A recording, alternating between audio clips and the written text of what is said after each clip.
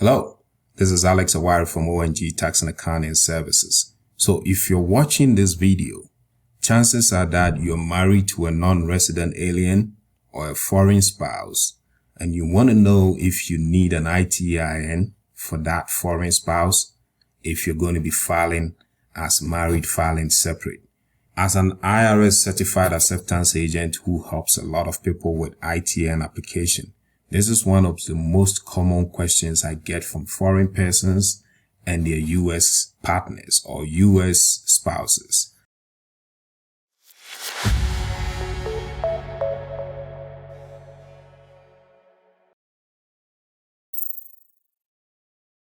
The question comes up a lot to the extent that I have put this question into an article and I've answered it. Now, someone recently sent me this question, and here's how it goes. It says that I'm married to a non-resident alien this year. She's not interested in filing jointly. Therefore, I would have to file as married filing separate. Another issue is that my foreign spouse does not have an ITIN or social security number. Can I still file as married filing separate? The simple answer to this question, and it's going to come up all the time, but the simple answer to this question is yes.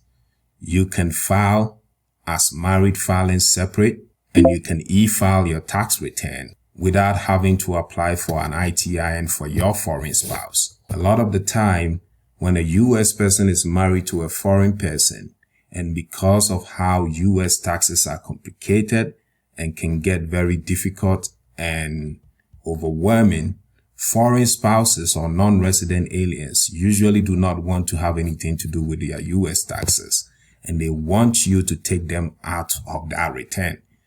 However, when you're married, one of the options that you can use is married filing separately if your wife or your husband does not want to file jointly.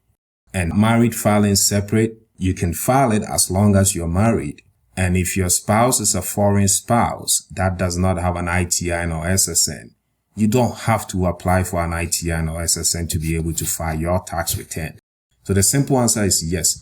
You can e-file your return. You're not required to have any ITIN or SSN for your non-resident or foreign spouse. So in this taxpayer's case, all he has to do is to write NRA where the spouse's ITIN or SSN goes. So I'm going to show you how a tax return is prepared in this situation and where all the information goes. Now, you can find this instruction in the latest IRS Publication 17 on page 24. So let's go into it real quick.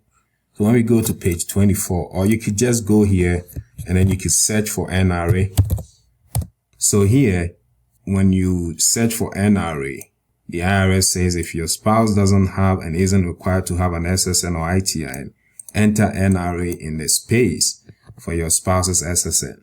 Use the married filing separate column on the tax table or section C of the tax computation worksheet to figure out your taxes. So it's as simple as that. The IRS publication confirms that you could use this procedure in cases where your spouse does not have an SSN or ITIN.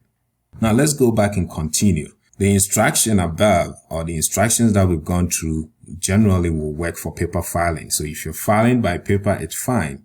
However, some tax preparation software, such as TaxAct, will allow you to e-file as married filing separate without your spouse's SSN or ITIN. At least I have used TaxAct in the past and I continue to use it, and I'm able to file for my client who have foreign spouses and where the foreign spouse does not have a social security or ITIN.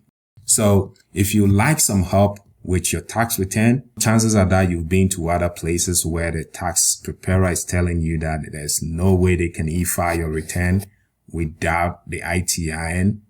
That is generally not accurate. It depends on the tax software that tax preparer is using. So as a CPA, I've helped a lot of people across the world file their U.S. taxes and optimize their financial strategies. So you can always contact me. Let's go to the forms and see how this is going to play out. So when you put the IRS instruction in cases where you are the U.S. person but your foreign spouse does not have a social security number or an ITIN and you're filing a separate return, Usually your spouse name goes at the top here. So as you can see from here, I've checked the box married filing separate, and then it's going to be your spouse name here. In this case, I'm using a fake name. So I've indicated Jane foreign spouse. So, and then you as the U.S. taxpayer, your name is going to be here. And this is your social security number. For the foreign spouse, based on the IRS instructions, it says to put NRA. And then all the other information basically lines up for you. Now, like I said, if you've been to a tax preparer that's telling you they cannot e-file these forms, that is generally not true. These forms can be e-filed, and I file it for a bunch of my clients from all over the world. And e-filing is the most convenient way of filing any tax return in this era of COVID and the IRS processing nightmare. So what everybody want to do is to e-file their return. So if you're getting into a situation where you cannot e-file your return because your foreign spouse does not have an ITIN and you're filing separate, you can definitely reach out to me and I'll help you file your return. So I hope this helps you out, and if it does, please share, like, subscribe, and I'll talk to you soon on some other video. Bye.